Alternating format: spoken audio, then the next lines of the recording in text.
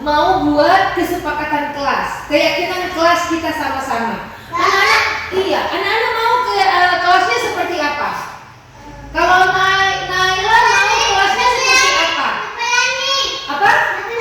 Ada pelangi. Kalau ada pelangi berarti kelasnya itu indah atau kotor? Indah, iya nah. Iya, oke Naila mau kelasnya seperti apa? Iya, oh berarti kelasnya cantik. Kalau sekarang kelasnya sudah indah atau tidak? Sekarang ibu guru mau tanya, kalau anak-anak mau kelasnya indah, berarti harus bersih atau kotor? Harus apa? Bersih. Berarti anak-anak harus menjaga apa? Menjaga kebersihan. Iya, ibu guru tulis keyakinan kelasnya yang pertama. Kita harus menjaga apa? Menjaga kebersihan. Ibu guru tulis nih, menjaga kebersihan. Iya. Kalau menjaga kebersihan itu berarti buang sampahnya di mana? Iya, menjaga apa tadi? Supaya kelasnya bersih. Supaya kelasnya bersih harus apa? Iya, menjaga kebersihan. Oke. Ya, kalau menjaga kebersihan, anak-anak harus apa dengan sampahnya? Iya, betul sekali Celin. Kalau selesai makan, pembungkus makanannya, pembungkus snacknya mau di mana? Buang di tong sampah. Iya, sekarang anak-anak pilih gambarnya di sini. Nanti ibu guru kasih. Ibu guru lihat dulu. Ada gambarnya di sini. Berarti harus dijaga kebersihan. Coba, Celin di sini coba. Yang mana itu menjaga kebersihan? Coba bagaimana? Anak-anak yang jaga Celin nih, yang jaga kebersihan yang mana nak? Coba lihat gambarnya. Yang bagaimana itu yang harus menjaga kebersihan? Tadi anak-anak bilang supaya kelasnya bersih, sampahnya di mana? Di tong sampah. Coba lihat yang mana Celin gambarnya. Iya. Coba Sakwan lagi. Yang mana lagi Sakwan? Sakwan yang Celin nanti mau menempel. Yang mana? Supaya kelasnya bersih harus apa? Iya, nanti harus bersih. Sampahnya di mana? Tong sampah. Nah, supaya kelasnya indah, kelasnya harus bersih. Sampahnya di mana? Di tong sampah. Itu keyakinan kesepakatan kelas kita yang pertama. Oke, yang kedua, anak-anak mau bagaimana lagi kelasnya? Di dalam kelas harus apa? Iya, sudah tadi harus bersih supaya kelasnya enak, tidak nyaman belajar. Bagaimana? Harus apa? Saling apa? Iya, harus saling apa? Saling. Kalau ibu guru bercerita, anak-anak boleh bercerita? Tidak boleh. Berarti anak-anak harus saling apa? Harus diam dengan ibu guru bercerita. Berarti itu tandanya anak-anak menghormati ibu guru. Begitu juga kalau ada temannya yang bercerita, temannya yang belajar, anak-anak harus apa? Menghargai teman yang sedang belajar. Berarti kalau kita belajar boleh ribut? Itu namanya tidak menghargai teman. Coba Sakwan, kalau Sakwan belajar, Sakwan mau diganggu temannya yang lain? Tidak. Celin kalau Celin belajar, Celin maunya seperti apa? Kalau Celin sementara belajar, sedang belajar, Celin maunya seperti apa? Tenang, ribut, atau ada yang ganggu-ganggu? Tenang, berarti harus saling menghargai, duduk diam, belajar. Oke, sekarang gimana? Tong sampah. Iya, oke, sip. Sekarang menyayangi berarti bisa bermain bersama. Iya, oke deh. Sudah harus buang sampah pada tempatnya. Ayo sekarang. tempatnya. Ingat, kalau supaya kelas kita bersih harus menjaga kebersihan. Buang sampahnya di mana? Tong sampah. Iya, iya. Pintar Celin. Oke. 1, 2, 3. Sip. Hormati dan saling menyayangi. Bagaimana itu? Kalau di dalam kelas sementara belajar saling menghormati dan menyayangi, permainannya boleh berebutan. Iya, pintar. Iya. Kalau ada yang jatuh, itu gambarnya apa, Fadil? Coba lihat dulu. Sebelahnya sini, Nak. Iya. Iya. Oke. Itu tandanya saling menyayangi. Oke. Siapa lagi? Iya. Coba lihat lagi saling menghormati dan menyayangi. Kalau belajarnya, oh iya. Iya. Harus diam. Harus diam. Tidak boleh ganggu-ganggu teman sementara belajar. Pintar sekali. Berarti itu namanya disiplin belajar. Iya, belajarnya bagus. Ibu guru tulis. Terus kalau datang ke sekolah bagaimana? Supaya disiplin. Boleh terlambat? Harus tepat waktu. Jam berapa anak-anak belajar di sekolah? Jam 8. Jam berapa? Jam 8. Iya. Celin, mana Celin? Kalau belajar itu, disiplin belajar itu, belajarnya saling bekerja sama. Iya, oke. Itu disiplin waktu, nih. Kalau belajar datang ke sekolah jam berapa? Sini beres, tempel sini. Oke, lihat baby tempel. Iya, coba lihat.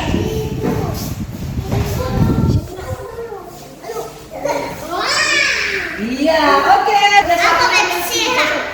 Tinggi. Hah? Rapi. Disuap? Betul sekali, Ibu Guru. Makanya kalau sudah besar itu makan sendiri atau disuap? Makan sendiri. Iya, berarti itu anak yang mandiri. Apa nak? Mandiri. Oke, Ibu Guru tulis lagi. Mandiri. Lihat lagi, Ibu Guru tulis. Mandiri. Kalau makan itu makannya apa? Sendiri atau disuap? Sendiri atau disuap? Sendiri. Ya. Permainannya bagaimana? Betul sekali, harus dirapikan, dikembalikan ke tempatnya. Itu adalah anak yang mandiri. Dia tidak perlu ibu guru. Biar saja ibu guru saja yang kasih rapi. Itu anak yang mandiri. Siapa yang mau jadi anak mandiri di sini? Iya.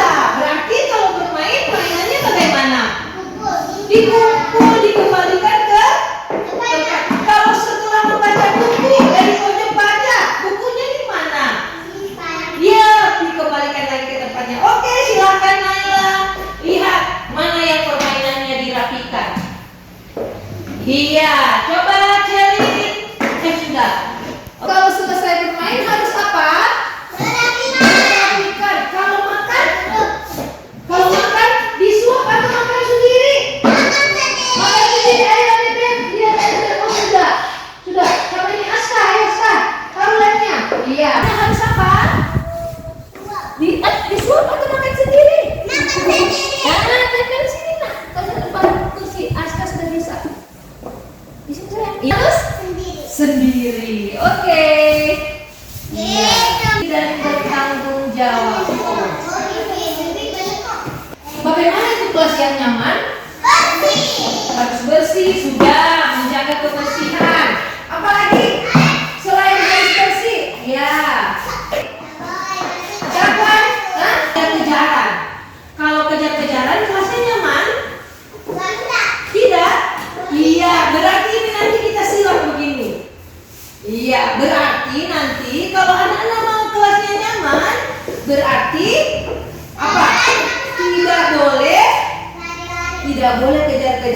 dalam kelas. Ya. Nggak boleh. Nah, bermain apa itu? Bermain sama-sama. Berarti keyakinan kelasnya apa? Saling apa? Oke, silakan ditempel di nomor 2. Iya.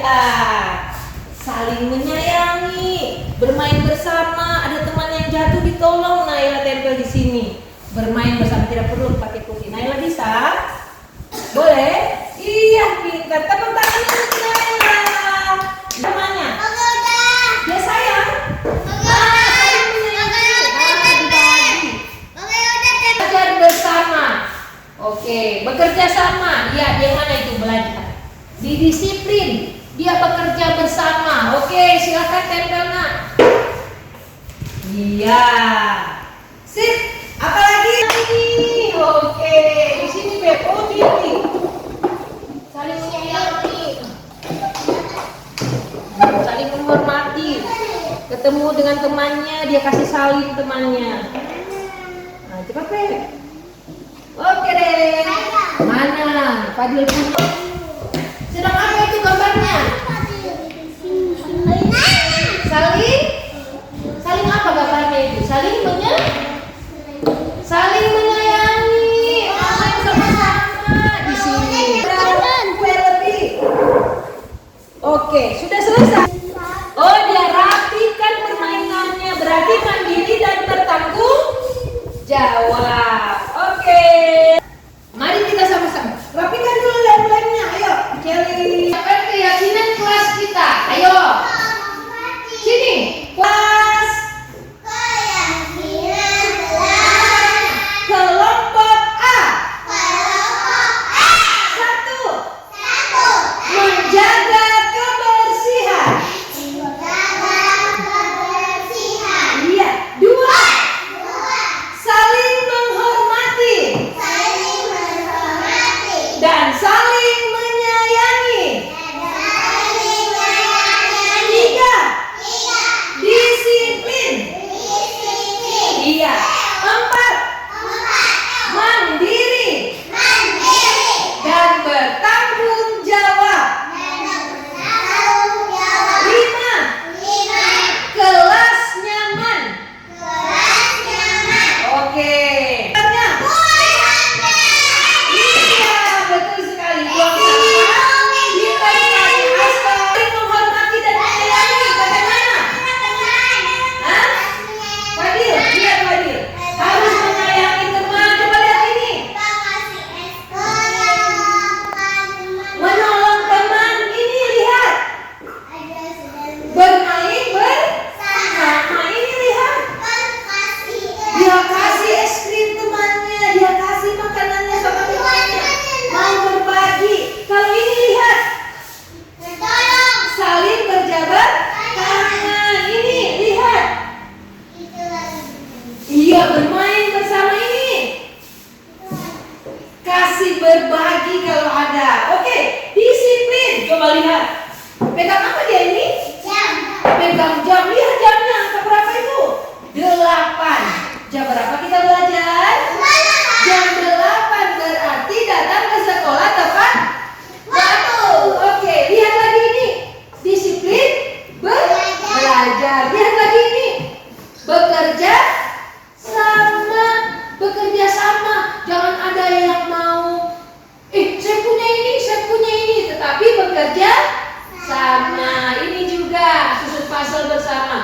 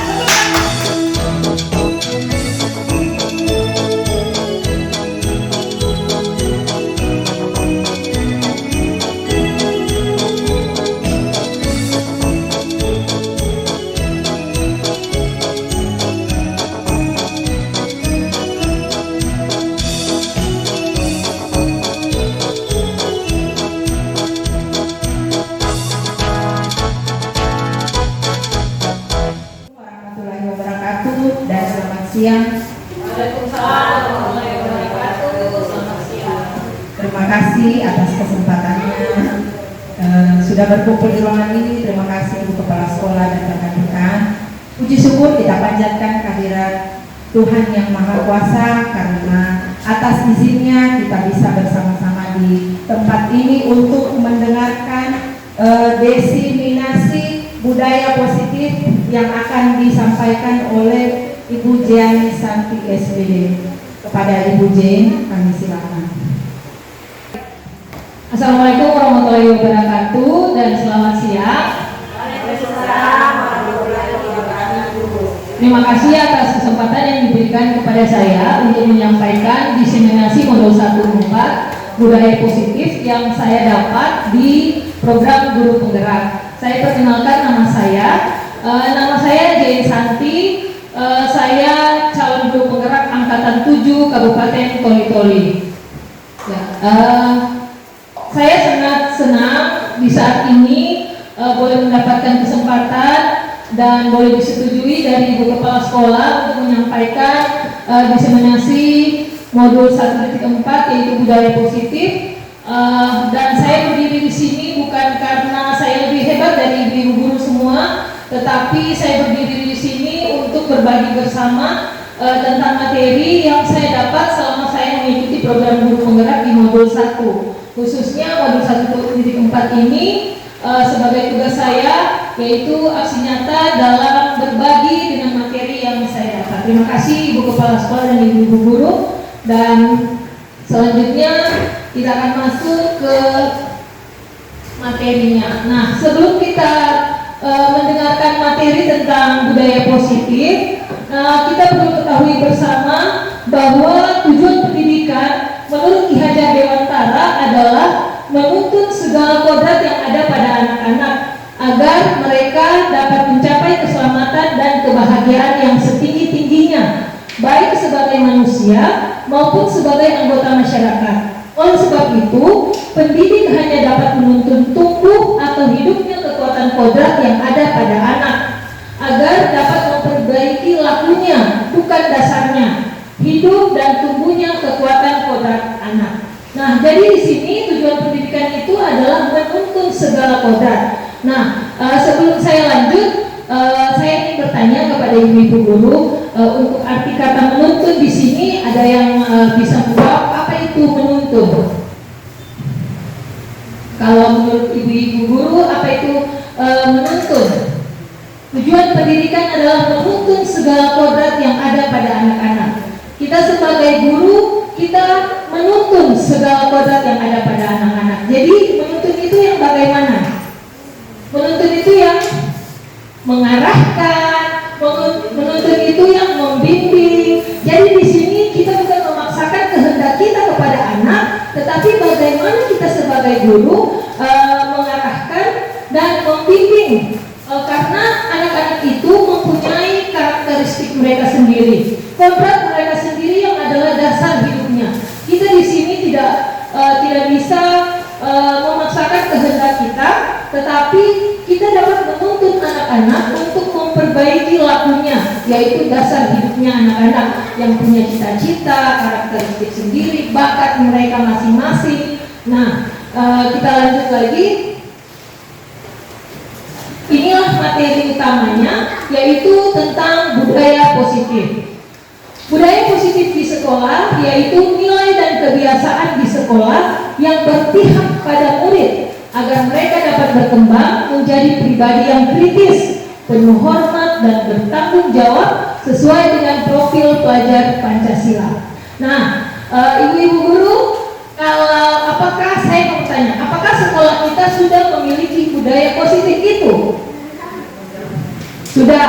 Seperti apa?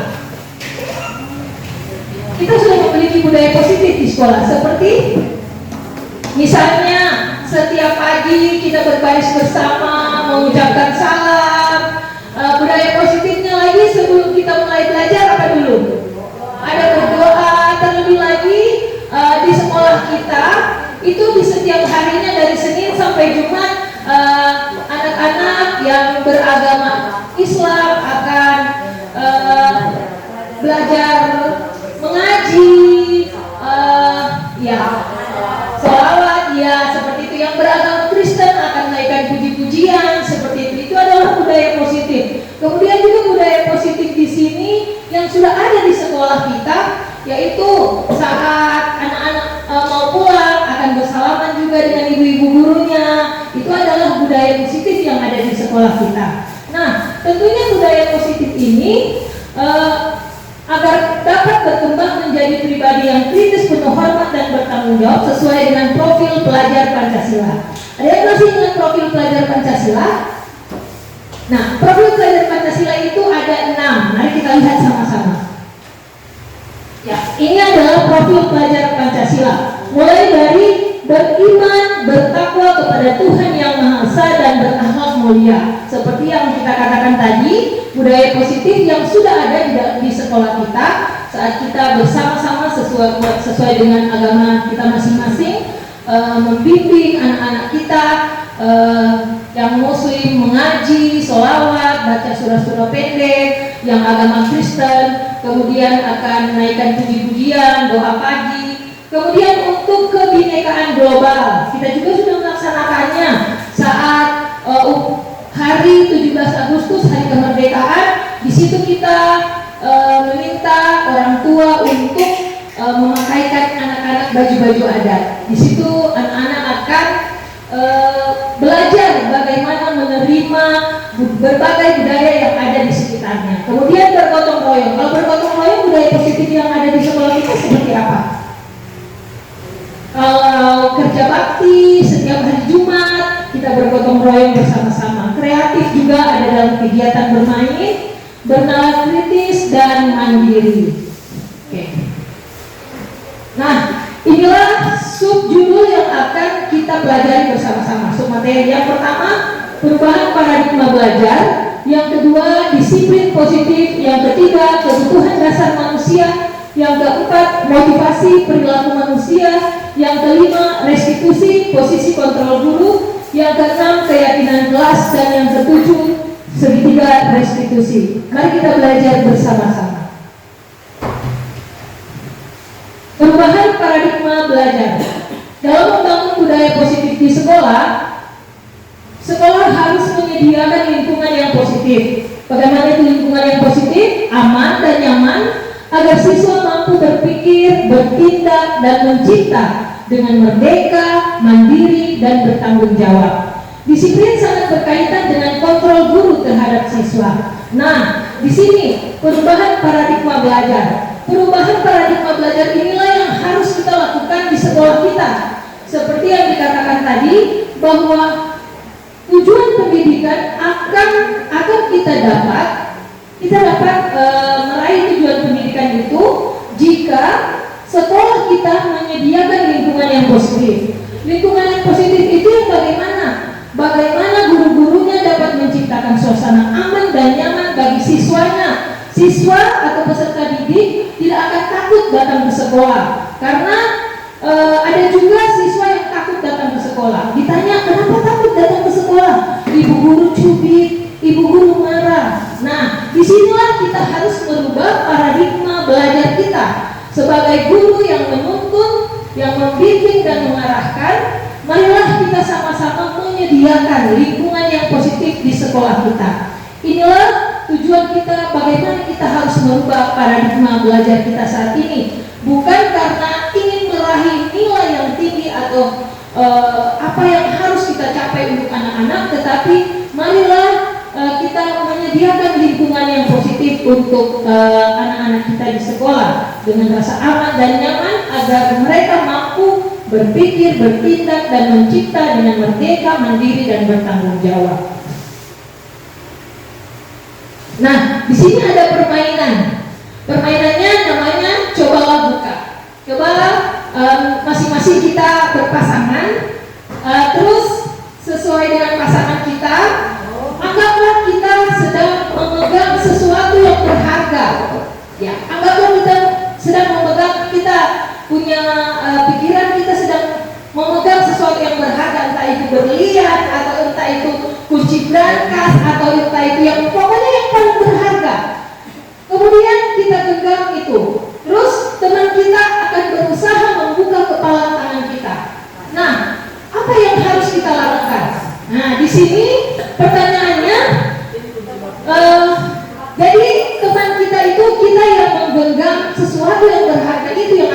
teman kita. Teman kita yang satunya itu akan berusaha semaksimal mungkin, entah itu menggoda, menggelitik, menghardik, atau bahkan sempat sampai memarahi, memaksa.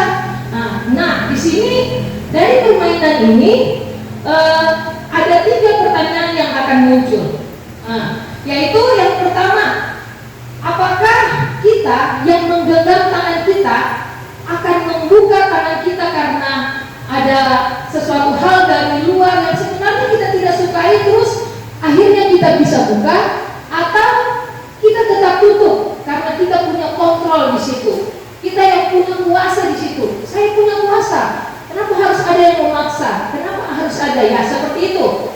Jadi apa yang ibu-ibu pilih, apa yang ibu-ibu guru pilih?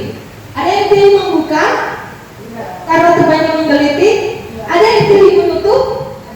Iya, kalau di sini tidak apa, membuka atau menutup? Ya, iya menutup. Ya, ada yang pilih menutup. Apa alasannya? Kenapa kita harus tutup terus? Apa alasannya? Apa? Ibu kan, oh berharga. Iya, karena sesuatu yang kita tutup di dalam tangan kita adalah sesuatu yang berharga. Tidak ada seorang pun yang dapat mempengaruhi saya untuk membuka, melihat apa yang berharga ini. Ya, jadi di sini boleh disimpulkan bahwa kegiatan permainan cobalah buka ini, yaitu kita punya kuasa sendiri atas diri kita. Kontrol diri kita adalah pada diri kita sendiri. Orang lain tidak bisa merubahnya. Orang lain tidak bisa campur tangan. Apapun itu yang dilakukan, kita punya kuasa dan kontrol bagi diri kita sendiri. Nah, itulah yang akan kita bawa ke kegiatan mengajar kita, kegiatan kita sebagai guru yang menuntun. Kita tidak bisa memaksakan kehendak kita kepada anak-anak karena mereka mempunyai kuasa kontrol bagi diri mereka sendiri. Ya, masih di perubahan paradigma belajar.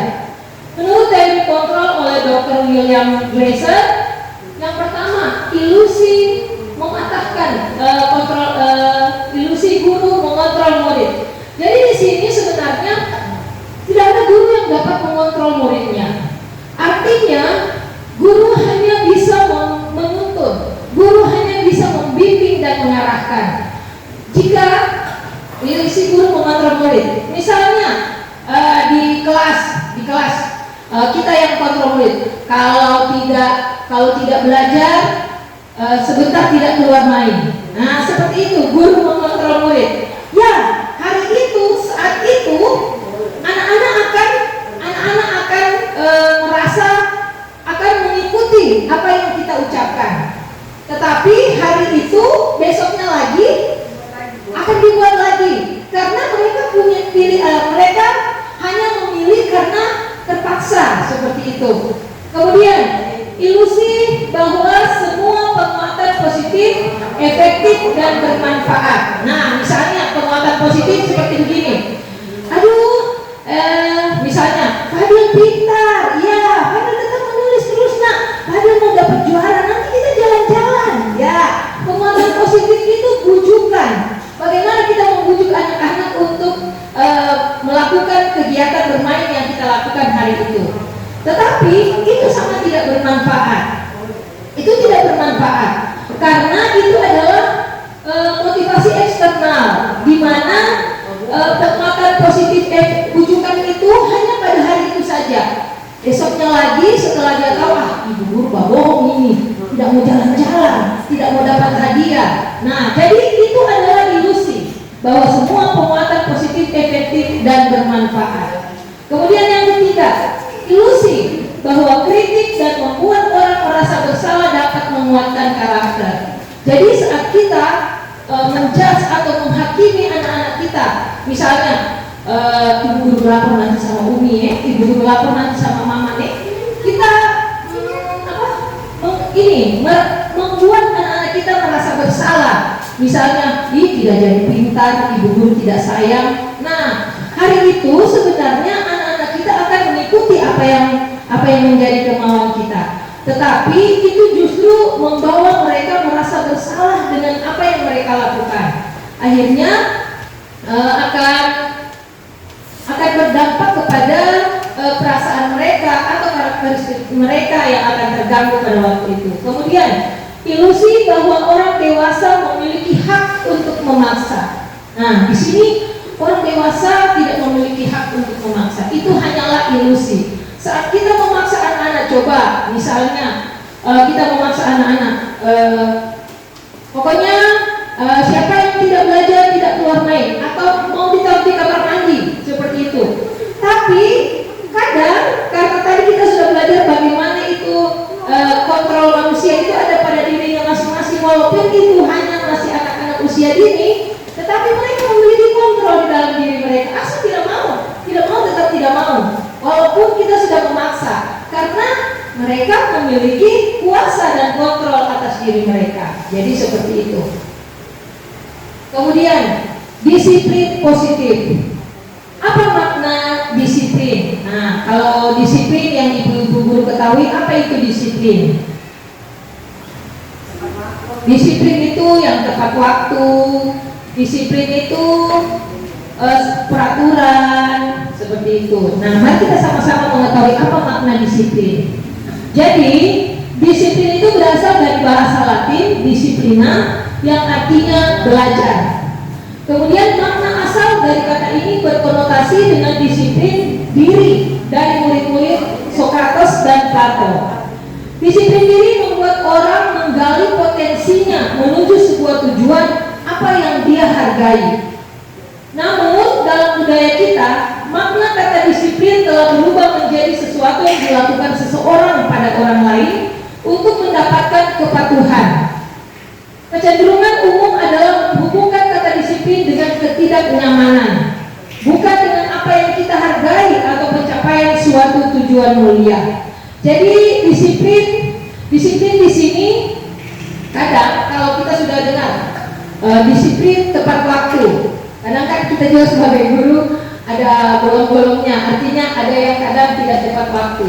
Karena kita merasa disiplin kalau sudah diatur sudah tidak nyaman dengan kita, banyak sekali urusan. Tetapi kalau disiplin itu adalah sudah termasuk dalam budaya positif kita, pasti itu apa yang kita pilih atau yang kita hargai pasti akan kita capai sebagai tujuan mulia. Misalnya, contohnya seperti ini.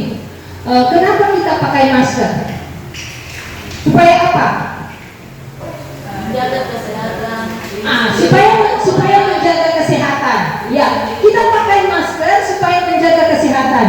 Itu adalah nilai-nilai yang kita hargai. Oh, kalau saya pakai masker berarti menjaga kesehatan. Kenapa kita pakai helm? Untuk keselamatan. Tapi kadang ada orang yang begini, tidak usah dia pakai helm. Tidak ada rahasia, tidak ada polisi. Tidak ada polisi, dekat juga rumah, seperti itu. Padahal jika itu adalah suatu nilai yang kita hargai sebagai bentuk kedisiplinan, bahwa itu adalah nilai yang berharga untuk kita, tidak perlu lagi ada, oh saya mau ke sana, nggak usah pakai helm karena tidak ada polisi. Berarti itu motivasinya dari eksternal, bahwa nanti akan ada hukumannya, seperti itu, akan ada hukumannya, akan ada sesuatu yang terjadi. Ya, ada akibatnya, ya betul. Kemudian disiplin. Nah, ini adalah makna disiplin yang sebetulnya, yang sebenarnya. Disiplin adalah kemampuan memerintah diri sendiri dalam mengontrol dan menguasai diri untuk memilih tindakan yang mengacu pada nilai-nilai yang kita hargai dengan penuh tanggung jawab tanpa terperintah oleh orang lain. Itu adalah makna disiplin yang sebenarnya. Nilai-nilai yang kita hargai. Jadi walaupun kita menggunakan helm, walaupun kita memang harus pakai helm, tapi kita tahu itu adalah nilai yang kita hargai. Kalau saya pakai helm berarti saya akan selamat. Nah, saya akan selamat. Kalau saya pakai masker, saya akan sehat, terhindar dari kuman-kuman, seperti itu. Itu adalah nilai yang kita tanpa harus diperintah oleh orang lain. Kalau nilai itu kita hargai. Terus nilai-nilai yang kita hargai adalah nilai kebajikan. Nilai kebajikan di sini adalah sifat positif manusia yang merupakan tujuan mulia yang ingin dicapai setiap individu. yaitu nilai-nilai dalam profil pelajar Pancasila. Kalau kita di sekolah, 6 profil pelajar Pancasila yang tadi sudah diutarakan, itulah yang akan kita capai sebagai nilai-nilai yang kita hargai, yang adalah nilai kebajikan.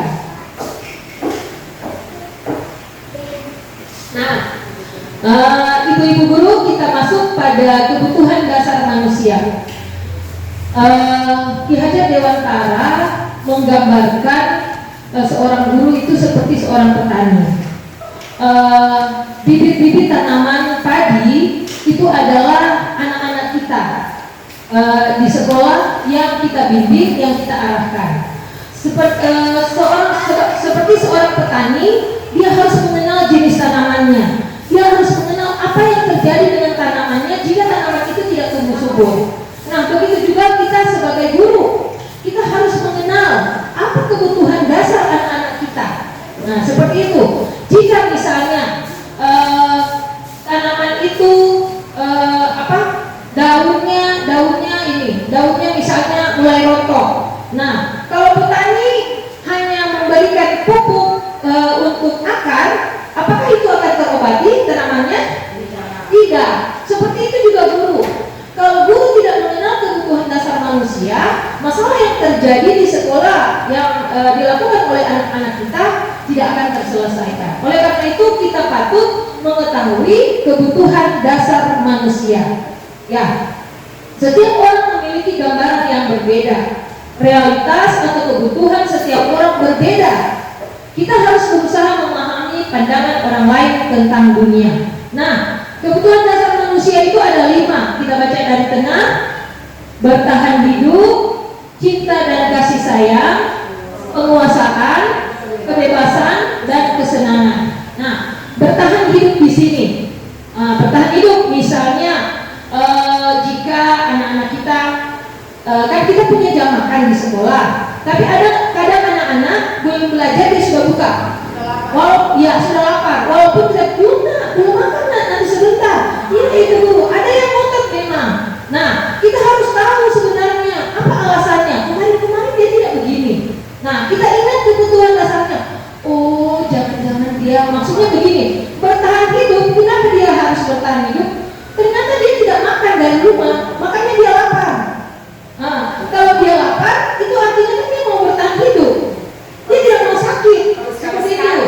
Ya, jadi dia harus makan. Nah, seperti itu. Kemudian cinta dan kasih sayang. Nah, misalnya anak-anak kita kebutuhan dasarnya cinta dan kasih sayang. Nah, dia suka bermanja-manja dengan kita. Dia suka ke sekolah karena dia suka sifat guru itu. Karena guru itu penyayang, makanya dia suka rajin datang ke sekolah. Walaupun mungkin sakit, biasanya mamanya menelpon, "Ibu guru, ini ibu guru." Padahal dia sakit, mau suka ke sekolah, bagaimana itu ibu guru? Karena dia merasa cinta dan kasih sayangnya itu ada di kelasnya sama ibu gurunya, ibu guru yang dia sayang. Kemudian penguasaan. Nah, penguasaan di sini itu maksudnya dia mau menguasai. Dia ingin menjadi pemimpin. Ada kadang anak-anak bermain, dia sudah atur, terus ada teman-teman yang datang. Atau sementara bermain, tidak, saya jadi bosnya, tidak. Nah, seperti itu. Dia mau menguasai semuanya. Nah, kemudian kebebasan. Nah, di sini kita bisa hubungkan dengan pembelajaran berdiferensiasi. Artinya kebebasan. Mari kita biarkan anak-anak kita melakukan kegiatan bermain seperti sesuai yang mereka inginkan. Misal, karena anak-anak masing-masing mempunyai karakteristik sendiri-sendiri. Ada anak yang suka menggambar, ada anak yang suka menggunting, menempel, ada juga anak-anak yang suka membentuk dari plastisin. Asalkan tujuan pembelajarannya sama, mari kita bebaskan anak-anak untuk memilih kegiatan belajar yang mereka sukai sesuai dengan kebutuhan dan bakat mereka. Disitulah kita berperan sebagai guru yang menuntun. Iya, ada yang bilang guru mengerti, biasanya orang tua yang tidak mengerti. Nah, disinilah peran kita sebagai guru untuk memberikan penjelasan yang baik kepada orang tua. Kemudian kesenangan. Kebutuhan dasar manusia kesenangan. Ada anak-anak yang senang mengganggu temannya. Kalau ditanya, kenapa kau ganggu? Tidak, senang saja ketawa-ketawa dia.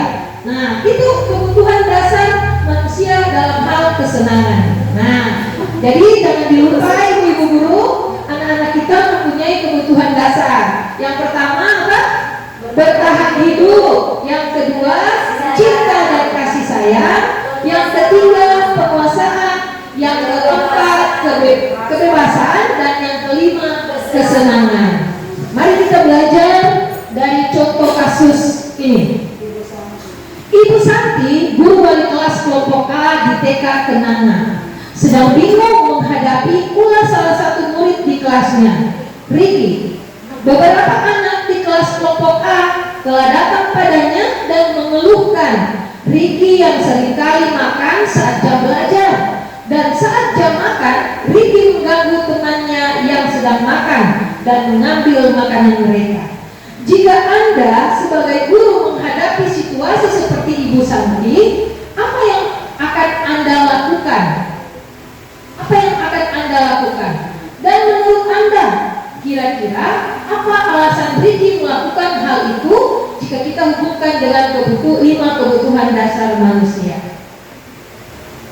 Ya, mari kita jawab bersama-sama. Nah, apa yang harus kita lakukan sebagai guru yang sudah mengenal dan sudah mengetahui ada 5 kebutuhan dasar manusia? Tentunya yang kita lakukan dalam konteks penerapan disiplin positif, Ibu Santi sebaiknya mencari tahu alasan Ricky melakukan tindakan tersebut agar mengetahui kebutuhan mana yang sedang berusaha dipenuhi oleh Ricky. Mari kita lihat dari kebutuhan dasar yang pertama, yaitu kebutuhan bertahan hidup atau survival. Nah, kebutuhan bertahan hidup di sini pada saat itu berarti masalahnya Ricky lapar dan orang tuanya tidak memberi Ricky sarapan. Nah, jadi seperti itu. Jadi jangan kita langsung menjudge ini anak kabar tidak badengan sama ibu guru, jangan dulu makan. Tapi kita harus tahu apa kebutuhan dasarnya. Jadi kita sebagai guru tahu apa solusinya, jalan keluarnya. Oh, laparnya, ya, mari kita persilakan dia makan. Kemudian kita akan memberikan solusi atau jalan keluar kepadanya. Kemudian love dan belonging, artinya cinta dan kasih sayang. Teman Ricky jadi perhatian ke Ricky. Artinya di sini dia butuh perhatiannya teman-temannya. Oh, kalau saya tiap pagi makan, terus nanti pas waktu makan saya ganggu teman-teman. Oh, pasti teman-teman Ricky lagi. Tiap hari Ricky. Kalau tidak ada Ricky pasti dalam rindu. Jadi teman-teman Ricky menjadi perhatian ke Ricky. Seperti itu. Itulah yang terjadi. Kemudian kekuasaan, power. Jadi kebutuhannya di sini Ricky lapar dan orang tuanya tidak memberi Ricky sarapan. Ya, sama seperti itu. Power, Ricky butuh kekuasaan di sini. Ya, kemudian freedom atau kebebasan. Ricky merasa bosan dengan bekal yang dibawakan orang tuanya karena selalu bekal yang sama. Misalnya, kalau saat jam makan dia mulai ambil temannya punya, dia mengambil. Padahal dia ada bawa makanan. Tapi biasa ditanya, kenapa nah ada makanan tidak suka? Nah, karena apa? Setiap hari itu terus. Jadi dia merasa bosan. Jadi kita sebagai guru tahu apa solusi dari masalah itu. Oh, kita ini tidak bisa marah karena memang betul. Oh iya, nah nanti ibu guru kasih tahu mama nih. Nah itu akhirnya kita mendapatkan solusi dari masalah itu. Kemudian kesenangan, fun.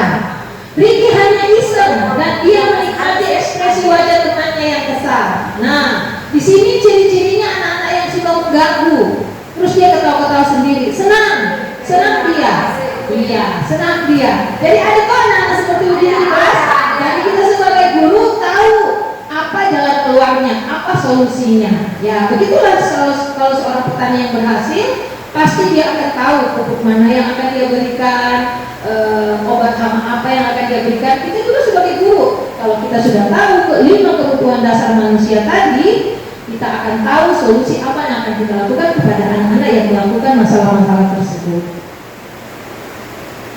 Oke, yang keempat, Teori motivasi perilaku manusia oleh Diana Gosen. Semua perilaku memiliki tujuan. Yang pertama, jadi semua perilaku yang dilakukan oleh anak-anak kita, oleh setiap orang itu memiliki tujuan. Yang pertama, untuk menghindari ketidaknyamanan atau hukuman. Untuk menghindari. Ini adalah motivasi eksternal.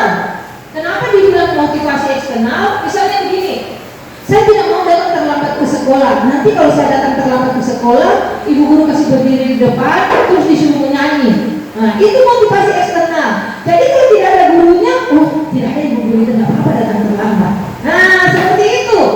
Itu adalah untuk menghindari ketidaknyamanan atau hukuman. Dia mau melakukan itu karena dia hanya ingin supaya dia tidak dihukum, bukan dari dirinya sendiri. Jadi seperti itu motivasi eksternal. Kemudian untuk mendapatkan imbalan atau penghargaan dari orang lain. Nah, siapa di sini yang sering memberikan penghargaan atau imbalan kepada anak-anak?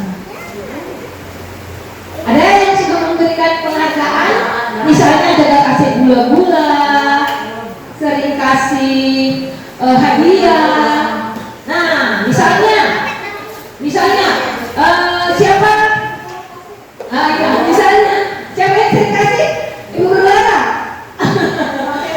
misalnya, ayo siapa yang berbarisnya bagus, tidak dorong-dorong teman, ibu guru kasih permen atau ibu guru kasih gula-gula. Nah, setiap hari pasti dia hanya mau melakukan itu kalau ibu guru punya gula-gula. Tapi kalau ibu guru tidak punya gula-gula atau permen, dia juga tidak mau. Nah, berarti itu adalah motivasi eksternal atau internal? Eksternal, karena hanya pengaruh dari luar, yaitu hadiahnya ibu guru. Kemudian yang ketiga, untuk menjadi orang yang mereka inginkan dan menghargai diri sendiri dengan nilai-nilai yang mereka percaya. Nah, kalau ini adalah motivasi internal, karena dia tahu, misalnya keyakinan kelasnya, disiplin, tepat waktu ibu guru supaya kelas kita nyaman, supaya kita enak belajar, tidak ada yang ganggu baru datang, seperti itu. Jadi dia tahu kalau dia itu harus antri untuk menerima sabun saat mau cuci tangan untuk makan, ternyata akan cepat selesai. Tetapi kalau susah ibu guru mau mengaturnya, pasti itu akan lambat juga selesai cuci tangan. Jadi kalau motivasi yang lahir dari internal, dari dalam diri kita sendiri, pasti itu akan kita percaya sebagai nilai-nilai budaya positif, nilai-nilai positif yang nilai-nilai kebajikan yang kita percayai dapat bermanfaat bagi diri kita. Jadi seperti itu. Jadi kita sebagai guru, mari kita tumbuhkan motivasi internal dari anak-anak kita. Jangan kita sering menghukum anak-anak kita atau memberikan imbalan atau penghargaan, padahal itu bukan sesuatu yang memberikan manfaat bagi mereka, karena itu hanya dari eksternal. Kalau internal yang ketiga ini, untuk menjadi orang yang mereka inginkan dan menghargai diri sendiri dengan nilai-nilai yang mereka percaya. Jadi nilai-nilai itu mereka percaya, kalau saya belajar, saya jadi anak yang pintar. Bukan kalau saya belajar, saya tidak ditaruh di kamar mandi. Kalau saya belajar, saya tidak kalau saya belajar, saya tidak bermain di luar. Bukan itu motivasi eksternal. Yang internal itu kalau bagus lahir dari dalam diri mereka. Akhirnya kita sebagai guru juga tidak kewalahan kok. Nah, seperti itu. Oke, lanjut lagi. Hukuman atau konsekuensi. Nah, dalam menjalankan peraturan atau kegiatan di sekolah, bila mana ada suatu pelanggaran, tentunya sesuatu harus terjadi. Nah, kalau ada pelanggaran, misalnya ada anak-anak kita bermain sudah datang menangis, kenapa nak? Dipukul ibu guru sama ini. Nah, untuk itu kita perlu, pasti kita akan memberikan hukuman atau konsekuensinya, seperti itu. Untuk itu kita perlu meninjau ulang tindakan penegakan peraturan yang kita lakukan selama ini. Tindakan terhadap suatu pelanggaran pada umumnya berbentuk hukuman atau konsekuensi. Nah, mari kita mengenal hukuman dan konsekuensi itu. Hukuman dan konsekuensi adalah dua hal yang berbeda. Hukuman adalah identitas gagal. yang terjadi tanpa melihat aturan. Misalnya yang terjadi tanpa melihat aturan. Misalnya ada anak didik di kelas kita menumpahkan air minumnya. Terus kita hukum dia dengan berdiri di depan. Tidak boleh duduk lagi makan. Fokus tumpah air minum terus. Itu hukuman tanpa melihat aturannya. Padahal yang dia tumpahkan apa? Air minum. Iya betul. Itu kalau kita suruh, misalnya namanya Ari, kalau tumpah air minumnya diapalah mejanya, dibersihkan. Itu konsekuensi. Kalau hukuman, apa yang dia buat lain, yang kita hukum, yang kita tindaki lain, itu hukuman. Tidak ada hukumannya sebenarnya. Masa kasih tumpah air, terus dihukum berdiri, tidak boleh lagi duduk di situ mau makan atau minum. Nah, seperti itu. Kemudian konsekuensi adalah identitas sukses. Jadi jangan lagi kita menghukum anak-anak, walaupun itu mungkin kita pikir hanya hal-hal yang kecil. Sedangkan konsekuensi adalah identitas sukses. Kalau konsekuensi itu identitas sukses yang terjadi dengan melihat aturannya atau punya kaitan dengan kesalahan yang dibuat. Ada kaitannya. Kalau dia tumpahkan air, konsekuensinya dia harus ngelap, seperti itu. Jadi sudah mengerti hukuman dan konsekuensi? Nah, mari berlatih hukuman atau konsekuensi. Ya, saya bacakan. Berdiri di sudut kelas karena mencoret meja tulis. Hukuman atau konsekuensi? Hukuman atau konsekuensi? Hukuman. Yang kedua, menggantikan kertas tugas teman yang telah dicoret-coret. Hukuman atau konsekuensi? Konsekuensi. Berdiri di depan kelas sambil mengangkat kaki satu karena tidak bisa menjawab pertanyaan. Hukuman atau konsekuensi?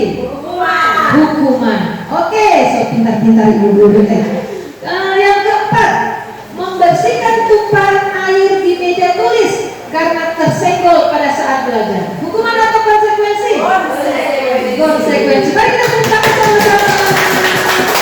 Iya. Oke, sebelum kita lanjut, ada ice breaking sedikit supaya lebih fokus lagi. Tapi saya tahu ibu guru fokus di jam-jam begini. Oke, mari kita bermain dulu. Jadi kalau saya katakan pagi, ibu guru tepuk tangannya 1 kali. Pagi karena baru bangun. Pagi. Kalau siang tepuk tangannya 2 kali. Karena ibu toh. Kalau malam tidak tepuk tangan. Boleh? Boleh? Iya. Pagi 1 kali, siang 2. Iya. Malam tidak. Oke, mulai. Pagi, siang, pagi, malam. Berarti ibu guru anak kurang fokus, tapi ibu guru anak tadi hanya jawab. Berarti kebutuhan dasarnya fun, senang. Oke, kita lanjut. Yang materi yang kelima dalam budaya positif. Ya, semangat. Restitusi posisi kontrol guru. Nah, saya suka materi ini karena dari materi ini kita bisa merefleksi. Ada di mana posisi kita? Ada di mana posisi kita? Sebagai penghukumkah? Sebagai pembuat rasa bersalah? Sebagai teman? Sebagai pemantau? Atau sebagai manajer? Hah? Ya, mari kita melihat sebagai penghukum, guru yang suka menghukum. Sedikit-sedikit salah, maju di depan, nyanyi, dan itu, seperti itu. Pembuat rasa bersalah. Ibu guru telepon Umi sudah tidak jadi anak pintar. Ya, bermain terus, telepon mama. Jadi pembuat rasa bersalah. Akhirnya kalau setiap hari kita bikin begitu, karakteristiknya itu perasaan bagaimana dia mau berkembang, perasaannya akhirnya merasa bersalah terus. Kalau begitu nggak mau bikin apa-apa. Akhirnya anaknya jadi tidak berkembang.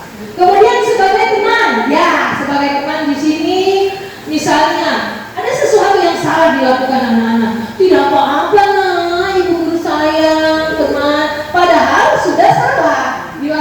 itu sebagai teman. Saya juga seperti itu di kelas. Karena saya pikir anak kecil, tapi itu sebenarnya sesuatu yang negatif bukan yang positif. Karena kita membiarkan anak-anak itu melakukan kesalahan. Oh tidak apa-apa masih jadi dia tidak tahu kesalahan yang dia lakukan. Karena kita bertindak sebagai teman yang sayang sama dia, seperti itu. Nah, posisi yang positif di sini adalah pemantau dan manajer. Nah, mari kita lihat yang bagaimana itu pemantau dan manajer. Posisi kontrol guru. Nah, bagus kan materinya, jadi kita tahu sebenarnya salah saya selama ini, posisi kontrol saya salah. Oke, motivasi guru berbuat. Identitas gagalnya itu penghukum. Bagaimana itu penghukum? Menghakimi, menunjuk-nunjuk, menyakiti, menyindir. Nah, seperti itu. Itu ada yang saya pernah lakukan? Oh mungkin tidak, karena kan kita anak-anak saya ini anak TK. Membuat orang merasa bersalah. Berceramah menunjukkan ibu sudah tidak sayang sama kau, penakal. Ada yang seperti itu. Biasakan. Jadi kita sudah boleh rubah posisi kontrol diri kita sebagai guru yang baik itu yang bagaimana, guru yang menuntun itu yang bagaimana. Mari kita lihat lagi identitas berhasil atau sukses. Sebagai teman, ternyata itu posisi kontrol positif. Ada positifnya. Membuatkan alasan-alasan untuk murid-muridnya. Ada positifnya. Alasannya kadang kan kita mari sini saya nggak boleh lagi begitu nih. Kalau begitu nanti mau terjatuh kan? Nah seperti itu. Kalau melompat-melompat, nah kemarin sudah pecah bibirnya. Jadi ternyata perilaku kontrol positif juga bisa sebagai teman. Oke, pemantau, menghitung dan mengukur. Kalau pemantau itu gurunya cuma lihat-lihat begini. Dia lihat-lihat begini, terus nanti sebentar anaknya dia panggil bercerita. Nah, tadi guru lihat seperti itu. Kemudian dia hanya memantau dari jauh. Kemudian motivasi intrinsik, tapi kenapa teman dan pemantau masih termasuk motivasi eksternal? Karena ibu gurunya yang ambil alih, ibu gurunya yang kasih tahu alasan salahnya. Tadi salah tahu nggak? Bagaimana tadi melompat? Jadi anak itu yang bukan dari bukan dia yang tahu sendiri. Oh iya ibu guru tadi saya salah ini. Nah, jadi itu perilaku kontrol positifnya bagus, positif, tapi itu masih motivasi eksternal yang terjadi pada anak-anak karena guru yang memberitahu, bukan anak-anak itu yang sadar sendiri. Seperti itu. Kemudian motivasi intrinsik, kontrol diri, ya manajer. Jadi di sini yang bagus kita lakukan sebagai guru, posisi kontrol kita sebagai guru, yaitu sebagai manajer. Kenapa manajer? Mengajukan pertanyaan-pertanyaan. Jadi misalnya, kenapa makan tadi sementara belajar? Saya lapar ibu guru. Kenapa lapar? Saya tidak sarapan ibu guru. Dia tahu. Jadi kita hanya mengarahkan, tidak mengambil keputusan. Anak-anak itu yang mengambil keputusan. Berarti kalau supaya tidak lapar lagi datang ke sekolah, harus apa harus sarapan ibu guru. Jadi dia tahu sendiri jawabannya, dia tahu kesalahannya dan dia tahu sendiri solusinya. Itulah manajer. Kita hanya mengarahkan, memberikan pertanyaan-pertanyaan. Jadi ingat posisi kontrol yang mana. Kemudian ini lagi. Dari kata-katanya, guru berkata, kalau kamu tidak melakukannya, saya akan kurung di kamar mandi. Itu menghukum kan? Menghukum. Mudah-mudahan sudah tidak ada yang begitu. Kemudian kamu sudah mengecewakan, membuat rasa bersalah. Ibu guru kecewa. Ini tidak dengar-dengaran sama ibu guru. Sudah tidak mengajar sama ibu guru. Ya, kalau bercerita terus, nanti di sini kalau yang bercerita ibu guru, seperti itu membuat rasa bersalah. Kemudian ini, lakukan untuk bapak ibu ya sudah nanti bapak ibu bantu bereskan. Nah, sebagai teman.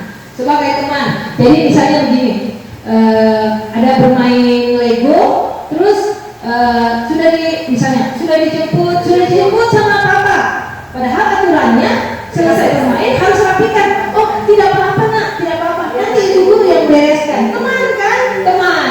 Posisi kontrol guru sebagai teman. Kemudian apa peraturannya, konsekuensinya, sanksinya, apa yang telah kamu lakukan, apa yang terjadi sekarang. Nah, kalau itu sebagai manajer, dia tahu apa peraturannya, apa konsekuensinya, dia bisa sadar anak-anak seperti itu.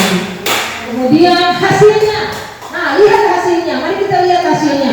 Bagaimana posisi kontrol guru sebagai apa tadi yang pertama, penghukum. Hasilnya, anak-anak akan memberontak, menjadi pendendam, dia akan menyalahkan orang lain. Dia menjadi pendendam. Oh, karena ini ibu guru ini sudah pernah, misalnya, sudah pernah cubit sama saya, tidak mau saya masuk di kelas. Dia jadi pendendam, dia tandai sampai seumur hidupnya. Mungkin ibu guru juga, kalau ibu guru mengingat apa yang terjadi di SD, pasti ada ingatan. Oh ini, ibu guru ini saya tidak pernah lupa, karena dia pernah bikin begini. Iya, itu hal-hal itulah yang akan terbawa terus sampai mereka tua. Dia ingat terus, oh itu guru itu penjahat sekali. Dia pernah cubit atau dia pernah pukul dengan apa, seperti itu. Anak-anak akan menjadi pendendam. Kemudian posisi kontrol guru sebagai apa lagi nih? Menyembunyikan, menyangkal dan berbohong, sebagai pembuat rasa bersalah. Akhirnya karena disalahkan terus, mereka akan berbohong. Mereka akan berbohong. Misalnya, ya membenarkan diri sendiri karena begini. Kalau saya bilang yang benar, ibu guru tetap bilang saya salah. Kalau begitu saya tidak mau bilang yang benar lagi. Biar saya berbohong terus. Itu yang terjadi. Jadi di rumah juga seperti itu. Kita jangan ada di posisi kontrol orang tua yang membuat rasa bersalah sama anak-anak. Kita harus usahakan sebagai teman atau sebagai manajer. Digabung dua itu. Sebagai teman kita mendengar. Sebagai manajer kita mengarahkan, memberikan pertanyaan yang akan mereka cari tahu sendiri apa masalah mereka, apa solusinya, seperti itu. Kemudian apa ini? Teman. Jadi ketergantungan anak-anak. Kalau tidak ada ibu guru itu, saya tidak mau pergi sekolah. Jadi ketergantungan sebagai teman, karena kita sayang sekali apa yang dia bilang iya saja, padahal salah, seperti itu.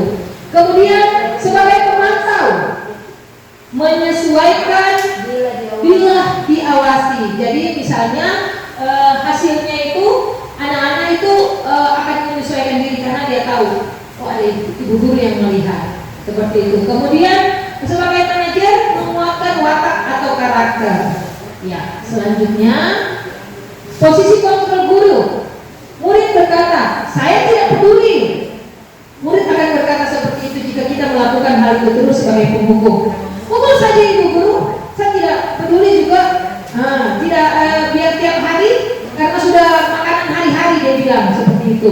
Kemudian sebagai apa tadi membuat rasa bersalah, pasti dia akan mengatakan maafkan saya, tapi tiap hari maafkan saya, diulang lagi maafkan saya. Kemudian saya pikir bapak ibu teman saya, kalau misalnya ada perubahan langsung dia bilang saya pikir bapak ibu teman saya, teman. Kemudian pemantau, saya akan dapat berapa bintang kalau melakukan hal tersebut. Jika sudah melakukan hal tersebut, saya akan mendapatkan apa? Gitu. Sebagai manajer, bagaimana caranya agar saya bisa memperbaiki keadaan ini? Saya akan memperbaiki masalah ini dengan cara yang bagaimana?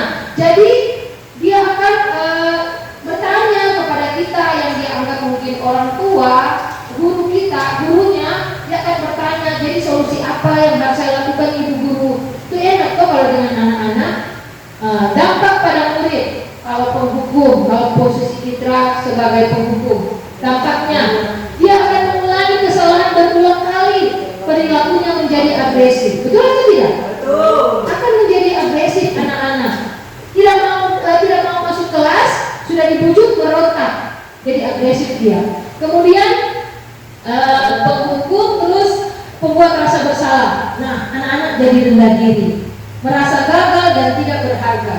Padahal yang aktif ceria jadi malu, menunjuk terus. Nah, karena pembuat rasa bersalah.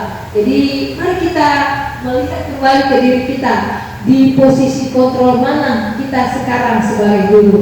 Kemudian tergantung tidak mandiri dan tidak bisa memutuskan sebagai teman, karena sedikit-sedikit ibu guru bilang tidak apa-apa nak, nanti ibu guru yang kasih beres tidak apa-apa.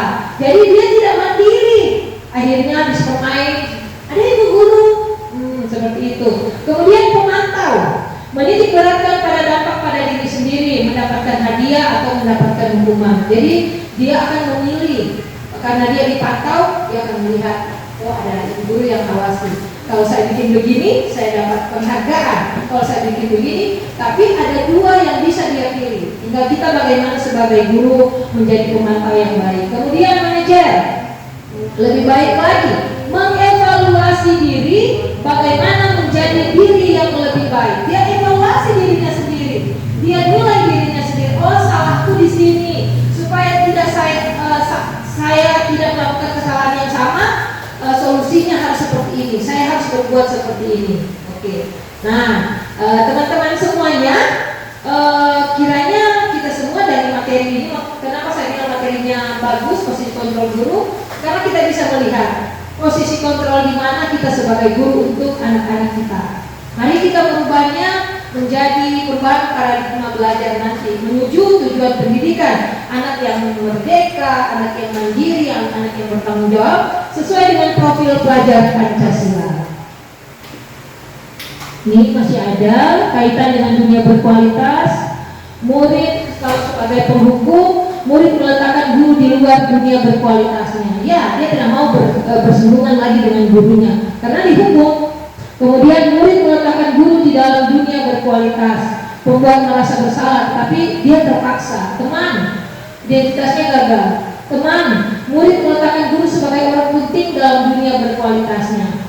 Positif itu. Kemudian pemantau, murid meletakkan guru peraturan di dunia berkualitas. Manajernya, murid meletakkan dirinya sebagai individu yang positif dalam dunia berkualitas. Jadi lebih bagus ke manajer. Jadi mari kita semua menjadi guru-guru yang posisi kontrolnya sebagai manajer. Oke, ya sekarang keyakinan kelas. Keyakinan kelas. Nah, keyakinan kelas yaitu nilai-nilai kebajikan universal yang disepakati secara tersirat dan tersurat, lepas dari latar belakang suku, negara, bahasa maupun agama. Menurut Gosen di tahun 1998, suatu keyakinan akan lebih memotivasi seseorang dari dalam dirinya atau intrinsik. Seseorang akan lebih bersemangat untuk menjalankan keyakinannya daripada hanya sekedar mengikuti peraturan. Nah, jadi di sini keyakinan dan peraturan itu beda. Kalau keyakinan, nilai-nilai yang kita hargai, kita yakin. Tapi kalau hanya peraturan, nah seperti Helen tadi, kalau kita cuma pikir, oh naik motor pakai helm cuma peraturan karena kalau ada polisi. Tapi kalau kita yakin, oh pakai helm itu untuk keselamatan kita, pasti biar kemana kita pakai helm karena kita yakin untuk keselamatan kita. Tapi kalau kita pandang sebagai peraturan, tidak ada polisi, cuma dekat. Nah, padahal tidak diketahui di dekat atau jauh celaka kalau tidak ada helm. Nah, seperti itu. Oke, selanjutnya kita lihat ini lingkaran budaya positif. Jadi ada peraturan kelas.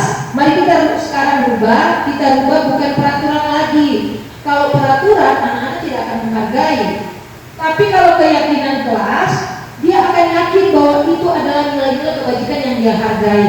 Nah, saat keyakinan kelas itu sudah dilakukan di dalam kelas, nah seperti sekarang setelah saya menerima materi keyakinan kelas, saya mulai melakukannya di anak-anak saya dan saya merasakan itu. Saya merasakan itu sebentar. Saya akan menunjukkan keyakinan kelas di kelompok A. Kemudian saat terjadi keyakinan kelas, kemudian lingkungan akan positif.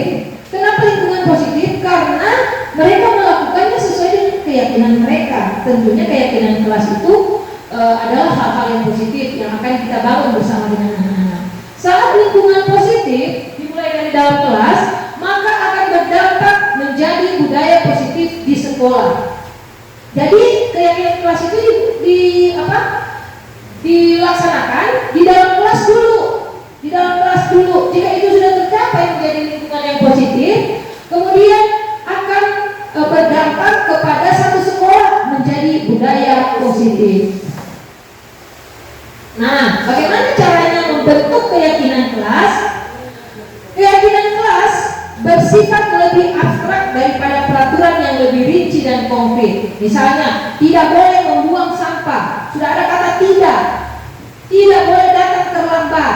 Misalnya seperti itu. Nah, kemudian keyakinan kelas berupa pernyataan universal, umum. Pernyataan keyakinan kelas dibuat dalam bentuk positif. Keyakinan kelas hendaknya tidak terlalu banyak sehingga mudah diingat dan dipahami. Jadi kalau kita bikin keyakinan kelas terus banyak-banyak. Keyakinan kelas sebaiknya sesuatu yang dapat diterapkan di lingkungan tersebut, artinya di lingkungan kelas. Kita lihat, oh yang mana nih kita mau bikin keyakinan, yang mana ini misalnya masalah-masalahnya anak-anak di dalam kelas.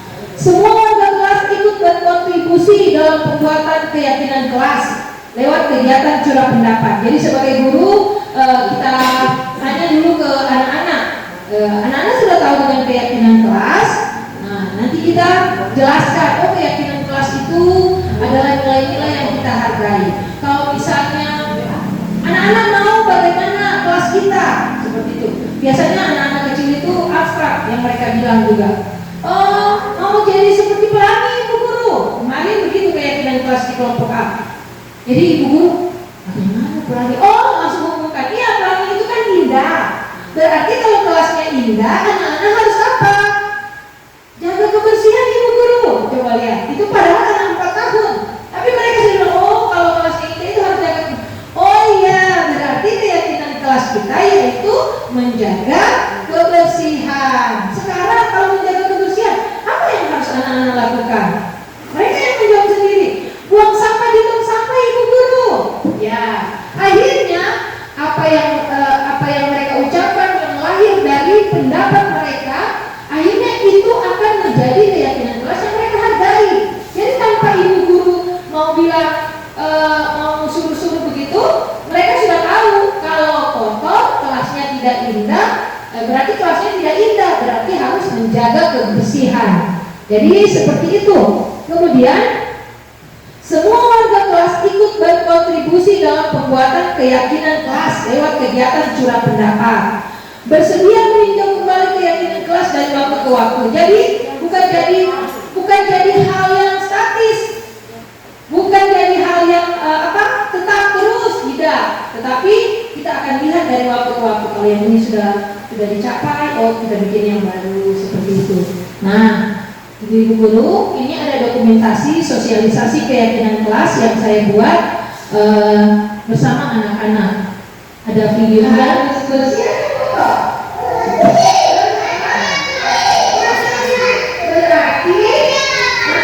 Berarti anak-anak harus menjaga apa?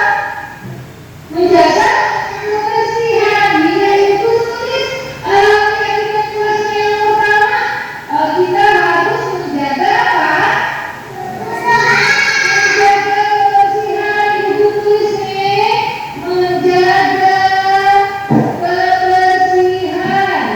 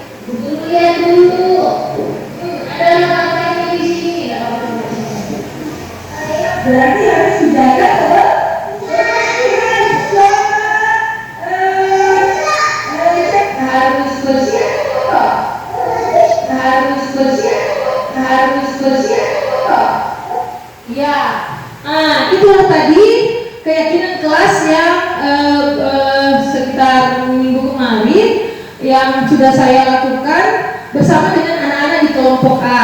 Jadi kita jangan pesimis, artinya kalau mau bikin peraturan dengan anak-anak kecil, apakah mereka sudah tahu? Nah, tidak sama dengan anak-anak yang sudah besar atau yang dewasa SD. Tetapi bagaimana kita sebagai guru memancing ide-ide apa dari anak-anak? Anak-anak mau kelas kita seperti apa? Oh, seperti pelangi. Jangan langsung pelangi. Bagaimana kelas pelangi? Iya, pelangi itu apa? Indah. Berarti kelas kita indah. Bagaimana kalau kelas kita indah? Berarti menjaga kebersihan. Kalau menjaga kebersihan, buang sampah di tempatnya. Ya, seperti itu tadi, seperti video itu. Dan saya juga menyediakan gambar-gambar yang mendukung keyakinan kelas yang mereka sebutkan. Nah, jadi gambar anak-anak membuang sampah pada tempatnya, nah, itu yang akan mereka pilih. Kemudian mereka akan memberi lem dan menempelnya sendiri. Tentunya kita harus tulis dulu, menjaga kebersihan. Terus mereka akan menempel sesuai dengan gambar-gambar. Kalau menjaga kebersihan itu berarti apa yang mereka lakukan. Nah, ditempel. Nah, begitu semua anak-anak sudah menempel dan seterusnya. Kita lihat lagi. Ini keyakinan kelas kelompok A. Yang pertama, menjaga kebersihan. Mereka yang menempel sendiri, mereka yang memilih sendiri gambar-gambarnya sesuai dengan ide-ide yang mereka utarakan. Bagaimana mereka mau kelasnya. Yang kedua, saling menghormati dan saling menyayangi. Ada gambar anak-anak bermain permainan bersama, berbagi makanan, saling menghormati dan saling menyayangi. Jadi hal ini tidak serta-merta secara otomatis langsung terjadi. Tapi setiap hari mari kita mengingatkan atau kita tempel di mana. Kalau saya di kebetulan papan tulis besar, jadi di papan tulis yang saya tempel. Jadi setiap hari mereka lihat. Jadi kalau mereka sudah mulai, misalnya ada yang suka mengganggu temannya, hai, bagaimana dengan keyakinan kelas kita? Mereka sudah mulai datang tunjuk. Ini Ibu Guru, saling menghormati. Nah, walaupun mereka tidak tahu baca, tapi ini Ibu Guru berteman. Ini Ibu Guru menolong temannya. Ada gambarnya.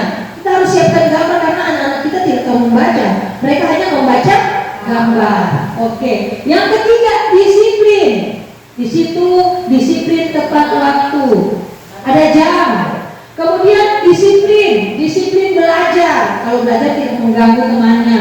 Kalau ada kerjasama dalam kegiatan bermainnya, bekerja sama dengan baik. Kemudian yang keempat, mandiri dan bertanggung jawab.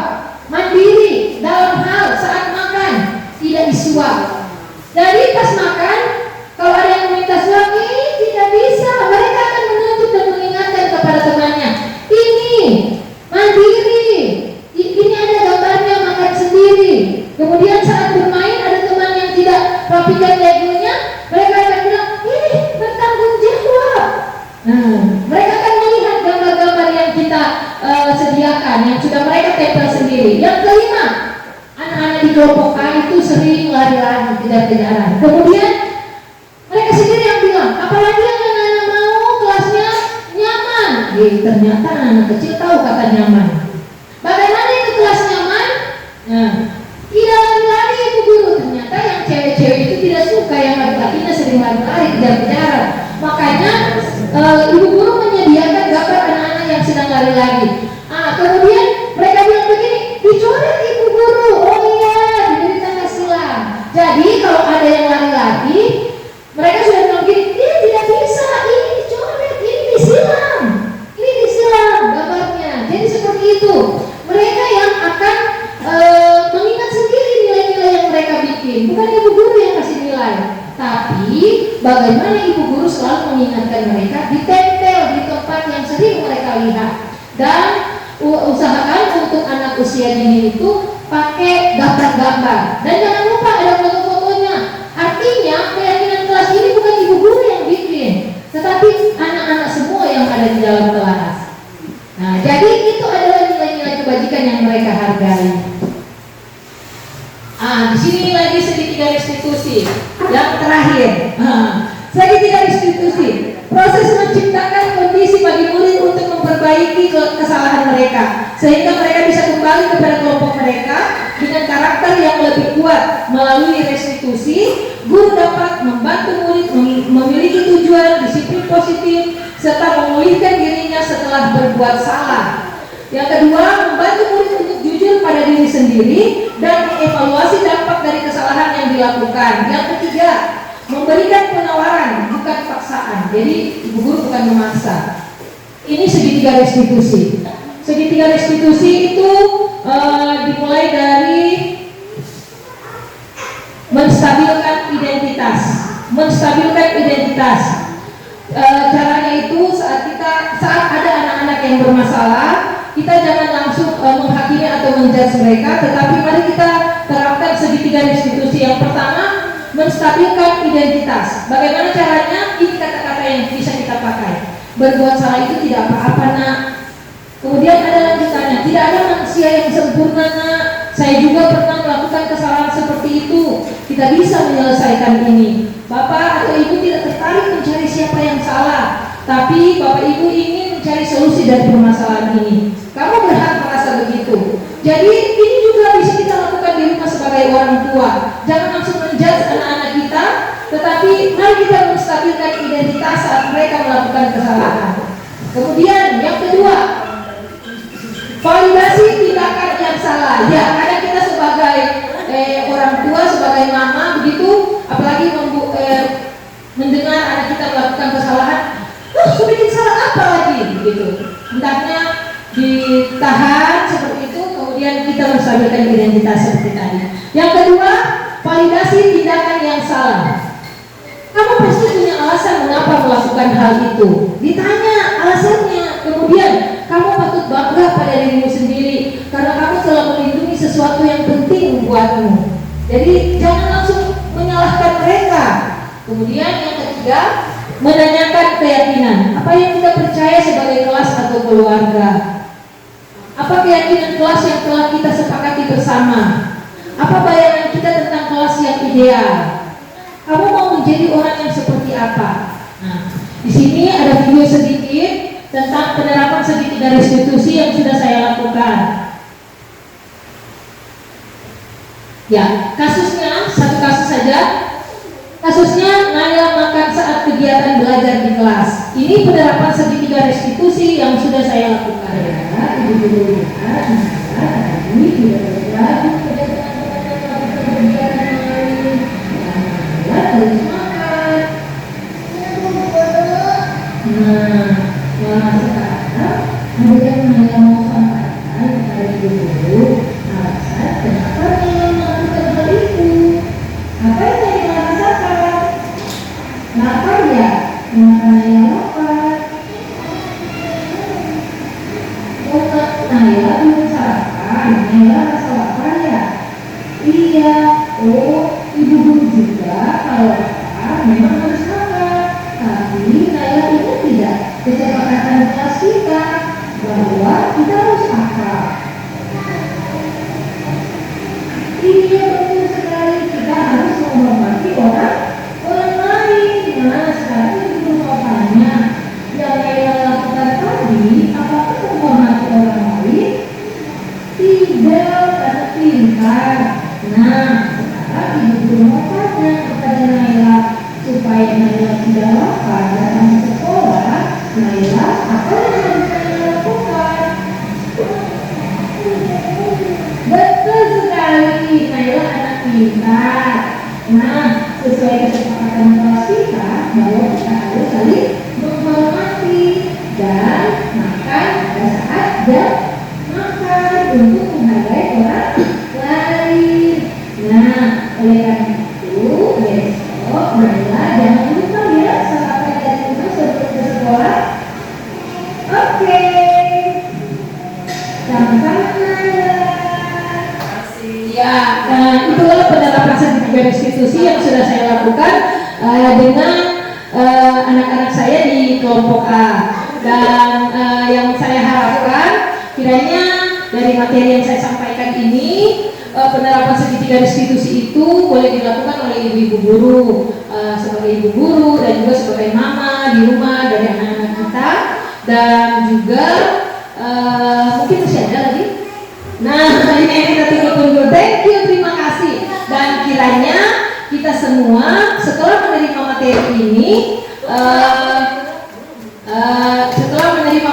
ini, kita dapat melakukannya di kelas kita masing-masing. Keyakinan kelas, membentuk keyakinan kelas, dan penerapan segitiga restitusi. Nah, dari kesempatan ini, siapa tahu ada yang mau menanggapi atau ada yang mau bertanya tentang materi yang saya sajikan, mungkin disilahkan. Ada yang mau bertanya, ibu-ibu guru? Ada yang mau bertanya, ibu-ibu guru? Dari ibu kepala sekolah, tanggapannya Bu?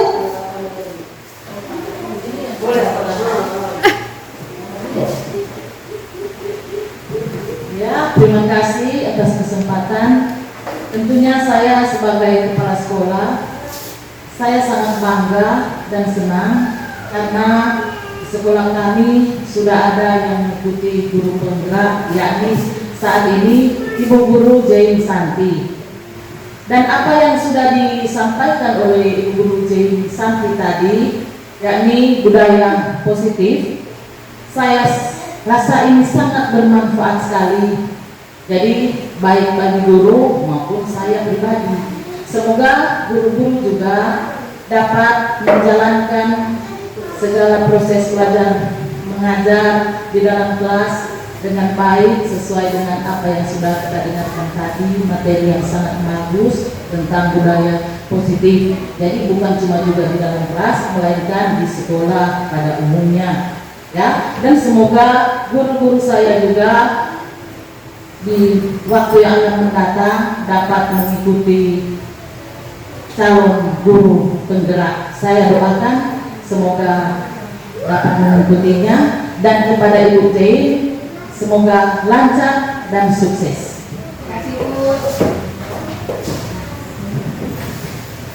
Terima kasih kepada ibu kepala sekolah yang sudah memberikan tanggapan. Terima kasih kepada ibu-ibu guru semua. Tidak ada pertanyaan, berarti sudah mengerti semua. Dan saya harapkan mari kita membangun sekolah kita, membangun budaya positif di sekolah kita, dan kiranya materi ini dapat kita bawa ke kelas kita sebagai guru. Saya kembalikan kepada Ya, demikianlah budaya materi tentang budaya positif yang disampaikan oleh Ibu Jain Santi, sangat bagus, ya. Dan terima kasih kepada Ibu Kepala Sekolah dan guru-guru telah mendengarkannya dengan baik.